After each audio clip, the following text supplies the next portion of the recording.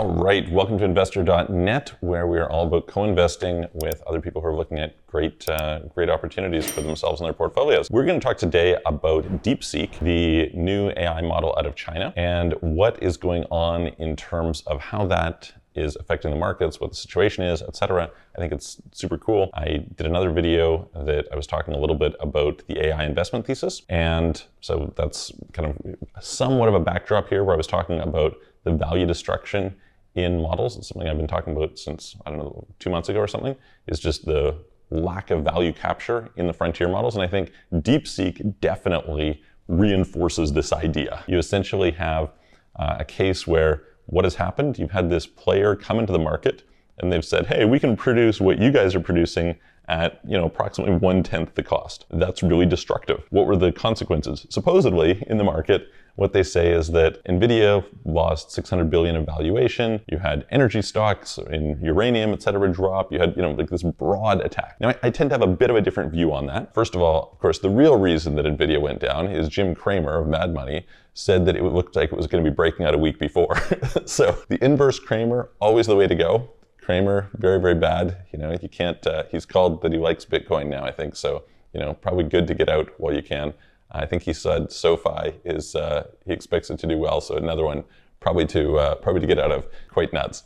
Anyway, so my perspective on this is just kind of to quickly look at this. So supposedly this small team in China developed this new model, DeepSeek. They released as open source, which means that although it's officially kind of has anti-China stuff blocked within the model, you can adjust the weights and you can correct all of that stuff, run it on your own server. And so you don't really have to be restricted in any way. It also means that essentially is cannibalizing all the value in these companies across the traditional space. And this is right after Trump comes out and announces this Project Stargate with big investment, $500 billion supposedly from SoftBank, from the UAE or Saudi Sovereign Wealth Fund, as well as Oracle and OpenAI, right? So big project, big money. And now what happens? DeepSeek comes in and just like cuts the knees out from under them in terms of really questioning whether the value is there. So the market narrative was, well, hang on, if it turns out that you can go and you can just destroy all this value very quickly, then it doesn't really justify the high investment in H100s and other chips to build these training models, because why would you spend so much if that value is going to be destroyed 6 months later by some small upstart, right? That's the first part. The second part is that, hey, maybe you can produce a lot more with a less input, and therefore, again, you don't necessarily need to build these big data centers, all of this being really negative for Nvidia. That was kind of the basic market thesis. I would sort of take a different approach on it. I think that it was always obvious that these models were going to get taken out.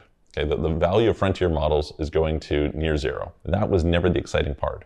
But there's a really interesting interview that Jensen Huang, the CEO of Nvidia, did with the BG2 podcast a little while back. And he pointed out that you don't really have to be worried about the training demand, because the demand for inference is going to be orders of magnitude greater. And I think this is like a really obvious point, right? If you think, so how does it work in AI? You train a model, you kind of like build the learning of it, and then you run it and have it answer queries for you, essentially. You can sort of think of it as when Google goes and crawls the web and indexes everything, and then people do searches, right? What is there more energy put into? Serving up those search results or doing the actual indexing? The answer is by far serving up the search results. And the same is essentially true here. You say, where is going to be the biggest demand for compute? Is it going to be on the training process or on the serving up the results? And I think it's just really obvious, given the fact that you and I, where is most of our thinking done? Most of our thinking is not done learning. It is done taking what we've learned and applying it. So the same will likely be true for digital intelligence, AI. You're probably going to have about 1 million times more demand for inference than you will have for what we're seeing in terms of training. Like a lot more. Massively more. That isn't necessarily bad. In fact, the DeepSeek comes in and says, oh, great, we can, decrease the cost per token by 93% or whatever, and we can go and, greatly reduce the training cost. Who cares? That's not really the point. The point is the increase in demand for inference is going to be so high that it dwarfs all of that other stuff. It's not necessarily as clear that Nvidia will have as much of a competitive advantage in inference as they have in training. In fact, right now, on various different vectors, one can argue that they're behind. There's some arguments that Jensen will make for why they actually have some competitive advantages in inference, so it's hard to really kind of parse through and figure out, is that a big deal for Nvidia or not? I've mentioned in another video, Grok, G-R-O-Q, not to be confused with XAI's Grok. Grok has these ASICs, basically customized silicon chips that are specifically for inference, optimized for that. And they're supposed to be like 10 times more efficient or more powerful or whatever. Like, that's an interesting example of a play. I don't know that there's any clear leaders there. Obviously, Google has their TPUs, which is a tensor processing unit. Essentially, that goes into, say, for example, their Google smartphones. There's various different places at which there will be production of inference compute across the space. And what's unclear to me at this point is, will that inference take place server side or on the edge? On the edge is basically referring to your personal device, either your like smartphone or your desktop or your laptop or your tablet. Where will that take place? It can certainly be some blend, right? But how much will take place at the edge? To me, because of the privacy of data concerns, because of the desire to, use it when you don't have an internet connection, because of the fact that you're ultimately rate limited by bandwidth in certain situations, etc., there is some reason to believe that there will be a lot of inference that will take place at the edge. That just seems fairly likely to me. Not certain, of course, but seems likely. I've watched some people run DeepSeek, R1 as they call it, which is their, what they would call chain of thought reasoning model, on their own server.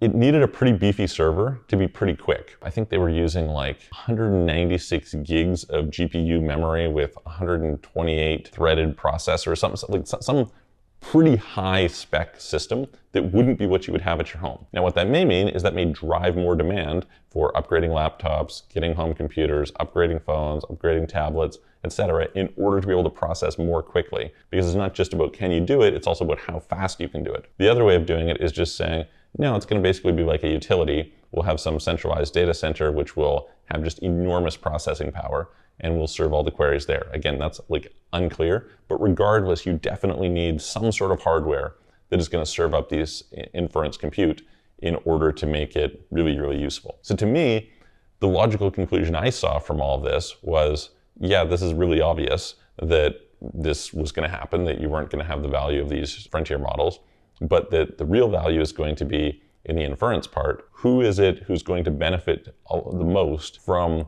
this enormous scale up in inference compute? That's kind of like the main takeaway that I have from this China model. And by the way, a few other things kind of to note here. A bunch of people were trying to like attack this thing saying, oh, what was it really that cheap to train? Was it really that far ahead? I think this is like mostly noise.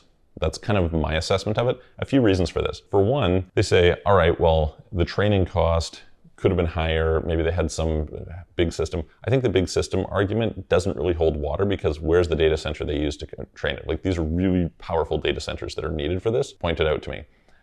Second of all, if that was the case, why didn't it come out of Tencent? Why didn't it come out of Alibaba? Why didn't it come out, one of these guys who have a lot of capability in China? Okay, so that part I think doesn't hold very well. The next is to say, well, yeah, but you're not kind of comparing apples to apples, because it's 6 to 12 months later compared to OpenAI on what they had with their original O1 model. Of course, you can compress down the training cost. Okay, like, there's something to be said for that, just that, there's kind of a natural compression of the cost of technology over that time, and this sort of fits within that model. Okay, great.